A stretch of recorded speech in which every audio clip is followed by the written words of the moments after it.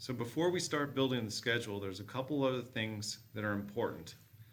Number one, under the Format tab up top here, you'll see that there's three different types of checkboxes here. Well, the top one being the most important, and that's for critical tasks or the critical path. I'm going to go ahead and select that.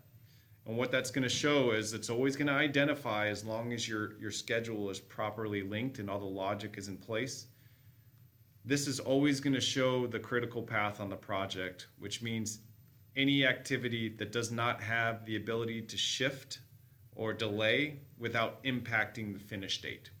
And that's very important for you to identify that, not only for your subcontractors, but also with the owners.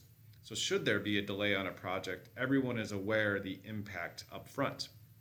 Now the slack basically tells you how much time you have until that task then becomes critical. We don't need to focus on that right now, but that's what that means. Now under this Format tab, you can make adjustments to the bars, how the Gantt chart looks, and I find it pretty helpful to make schedules look a certain way. So if you select bar styles, you can go down, and these are all the default bars that are within the Gantt chart. You got summaries and milestones, tasks, so on and so forth. So within this, I'm going to just select one that I would like to look a certain way. I'm going to select the critical task.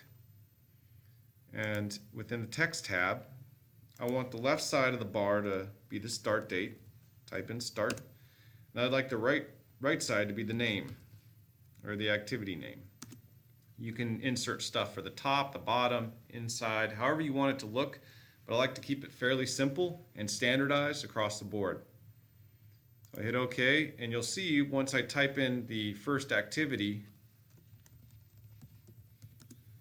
then you'll see the Gantt chart pop up with that graphic with the start date on the left and the activity name on the right.